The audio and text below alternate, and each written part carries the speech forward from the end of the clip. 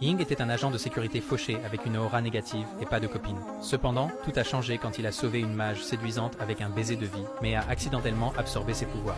Maintenant, il devient plus fort chaque fois qu'il s'amuse avec elle.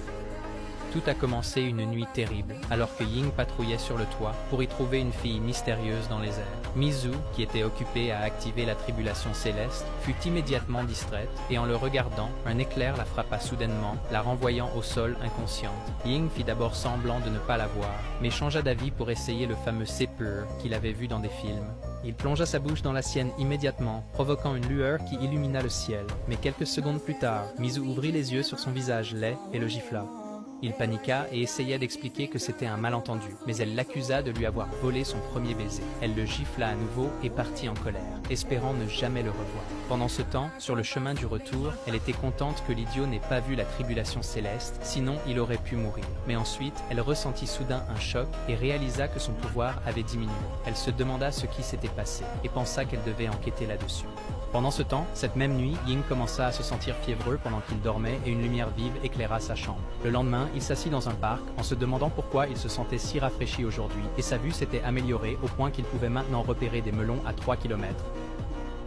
Il remarqua soudain la fille violente d'hier passer avec un riche type au hasard qui l'invitait à sortir et pensa que ces deux idiots allaient bien ensemble. Mais ensuite, un œil invisible et effrayant apparut dans le ciel et, remarquant un nouveau cultivateur, il décida de tester la nouvelle capacité de Ying en dévissant un grand panneau publicitaire au-dessus d'une fille au hasard appelant dans la rue. Voyant cela, Ying courut immédiatement vers la fille, et alors que le panneau publicitaire était sur le point de transformer la fille de 3 dimensions à 2 dimensions, il activa accidentellement un pouvoir extraordinaire qui fit s'écraser le panneau sur un autre bâtiment. Cependant, il s'effondra ensuite. Il se réveilla, choqué, dans une chambre d'hôtel attachée à un lit, avec Mizu, le touchant à des endroits sensibles. Elle ouvrit ses boutons pour qu'il puisse avoir une vue de ses atouts, mais quand elle vit qu'il agissait comme un novice, Come on, man.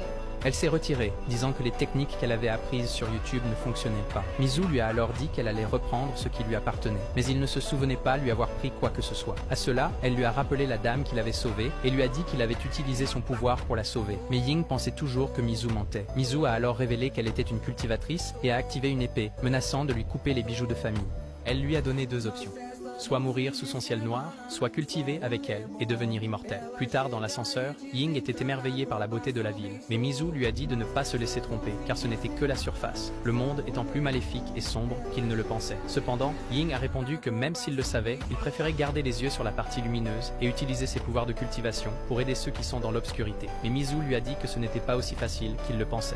Ils se dirigèrent vers le toit d'un gratte-ciel et Mizu demanda à Ying s'il voulait développer sa cultivation rapidement ou lentement. Il répondit qu'il la voulait rapide, et elle lui dit de sauter du bâtiment, le choquant.